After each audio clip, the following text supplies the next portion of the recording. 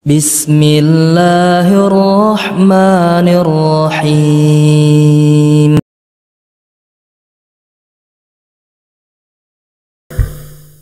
Makanya ya akhwal Islam, bagaimana supaya kita ingin sekali mendapatkan atau mempunyai rumah tangga yang isinya Masya Allah. Ya. Yang kita lakukan adalah yang pertama tentu kita berusaha ya akhi untuk menjadi dan mengisi rumah tangga kita dengan kelemah lembutan.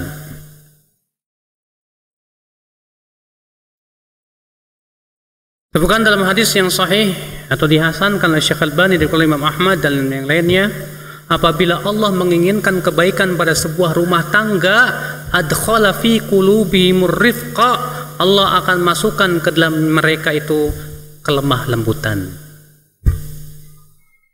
Suami lembut sama istri, istri pun lembut sama suami. Suami sabar menghadapi kekurangan istri, istri pun sabar menghadapi kekurangan suami. Suami berusaha untuk pengertian sama istri, istri pun sama berusaha untuk pengertian sama suami. Kalau seperti itu insya Allah Pak, ya, rumah tangga itu Masya Allah, rumah kita itu rumah surga Masya Allah. Surgaku rumahku surgaku, betah rasanya. Ya, kenapa? Karena di dalamnya terdapat kelemah lembutan yang Allah masukkan. Nah, untuk bisa lembut bagaimana Ustaz? Sudah saya sebutkan tadi, tiada lain dengan banyak ketaatan kepada Allah Subhanahu. Makanya sebab yang kedua, isi rumah kita baik suami maupun istri dengan banyak menaati Allah dan saling membantulah untuk menaati Allah. Disebutkan dalam hadis yang diriwayatkan Abu Daud bahwa Rasulullah SAW bersabda, Rahimallahum ra'an, semoga Allah merahmati seorang laki-laki, qama minal lail, ia salat di waktu malam, lalu ia pun bangunkan istrinya untuk sholat.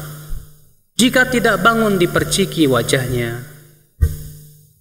Dan semoga Allah rahimallahu mra'atan, semoga Allah merahmati seorang istri yang bangun di waktu malam, lalu ia pun sholat malam, lalu ia bangunkan suaminya untuk sholat malam.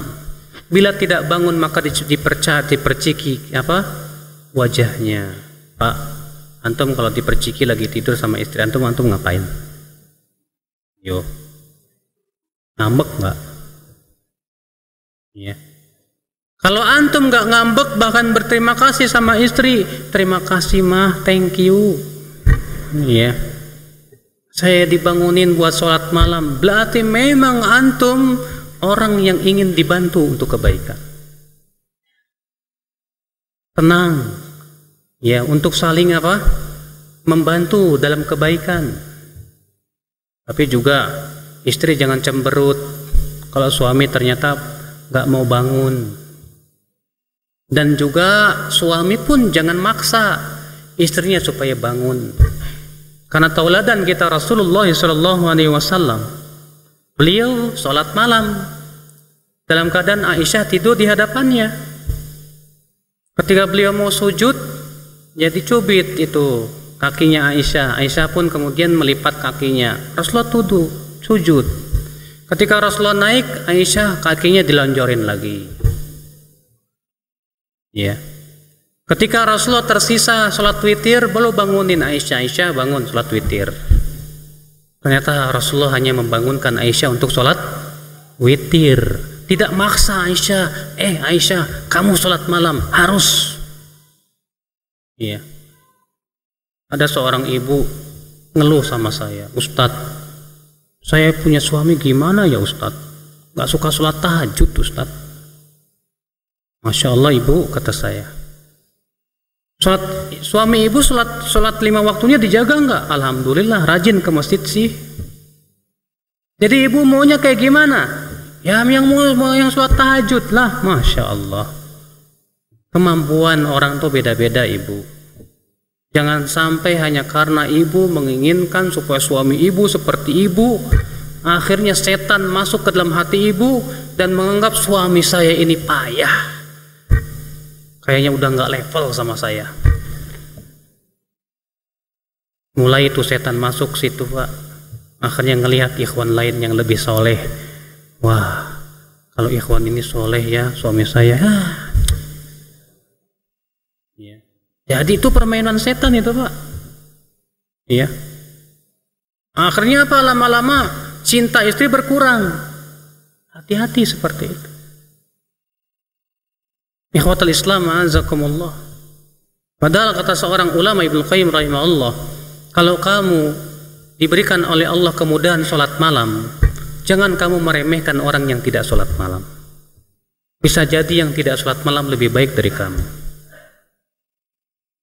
Kalau kamu diberikan oleh Allah kemudahan untuk berpuasa, jangan kamu remehkan orang yang tidak berpuasa. Bisa jadi orang yang tidak berpuasa itu lebih baik buat kamu dari kamu. Iya.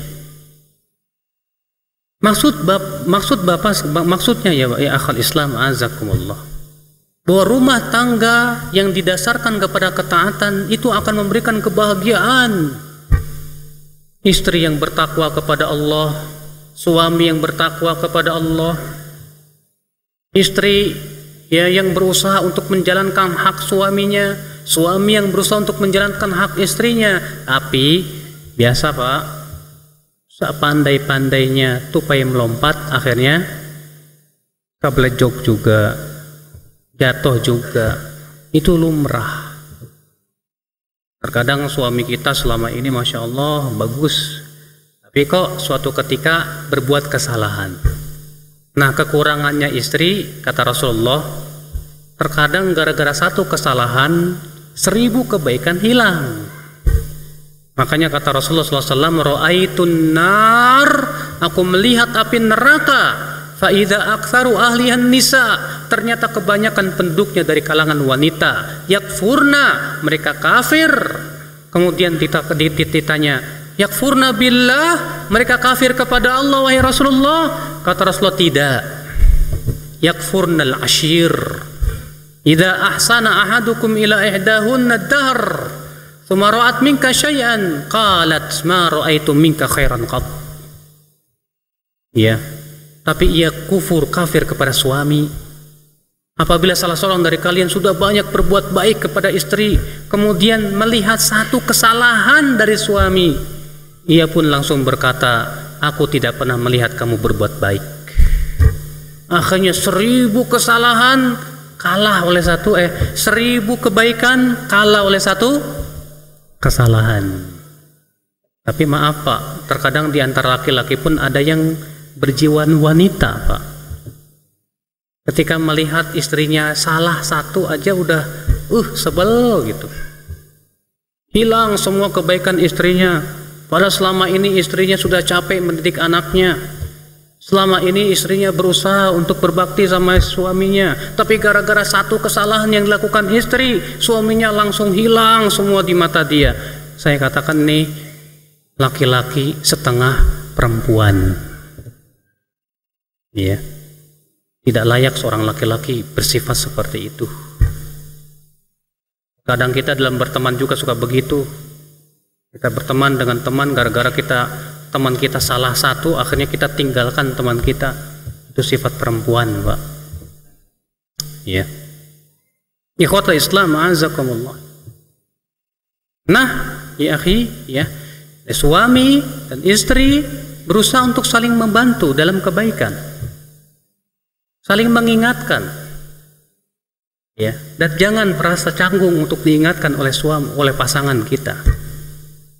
Orang yang tawadu, orang yang ikhlas, tandanya apabila dia diingatkan, dia tidak merasa panas, tidak pula ngeyel, tapi ia mengakui bahwa itu salah, ya, kalau memang itu salah, dan mendoakan orang yang mengingatkan kesalahannya. Ikhwatul Islam, azakumullah.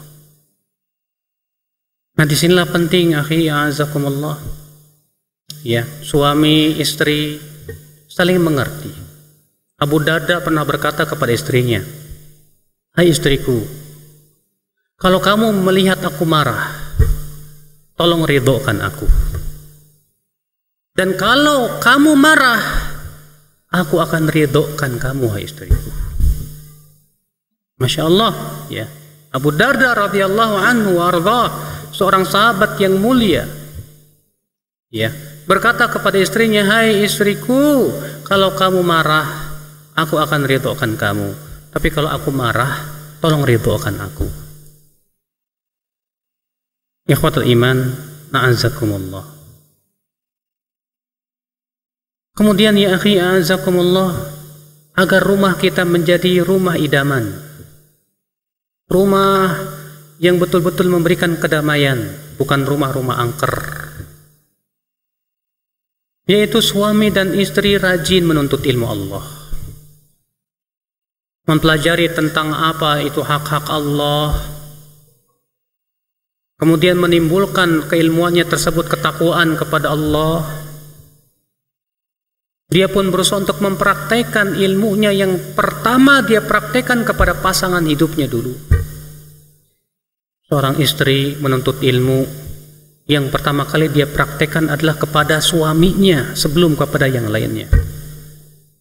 Seorang suami pun demikian, berusaha semaksimal mungkin, ikhwatul Islam azakumullah, ya, untuk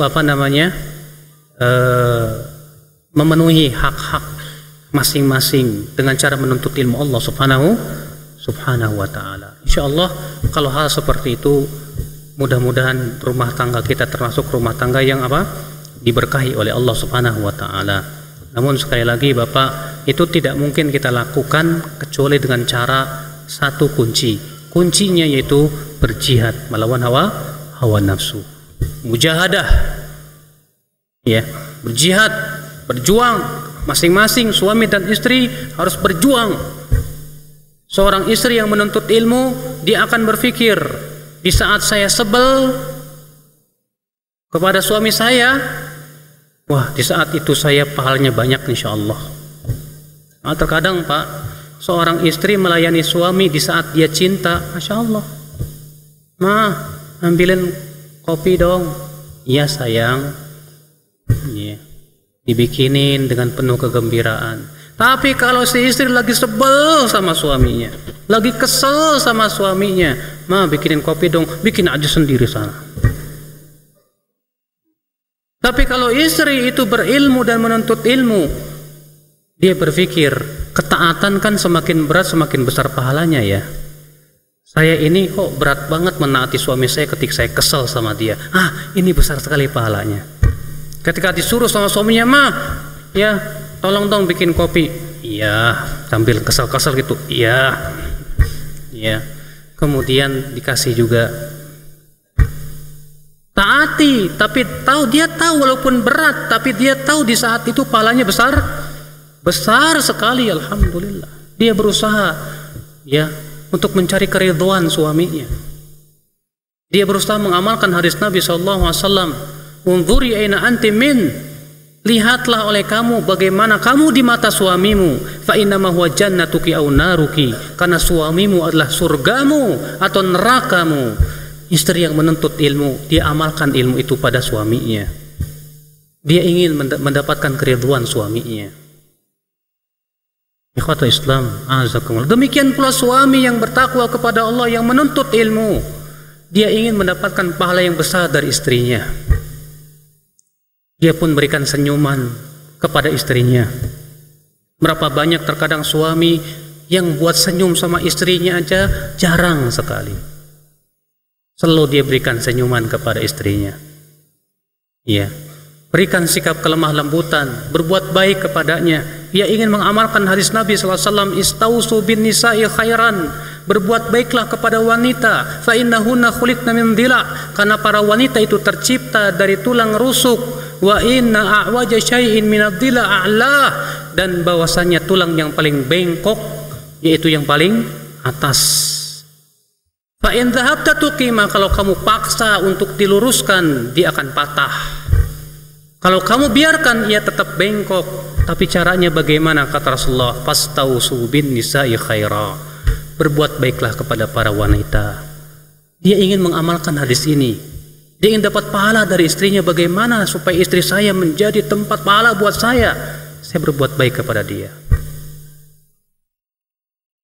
Kalau memang suami dan istri, Pak, sudah menjadikan pasangannya sebagai lumbung pahala, saya yakin dia akan berusaha, mereka masing-masing berusaha untuk berbuat baik kepada pasangannya masing-masing. Tapi itulah memang, Pak, tidak semudah ternyata dari pembicaraan yang kita bicara. Karena sudah kita sebutkan tadi yang namanya iblis dan bala tentaranya ingin sekali supaya suami istri itu apa?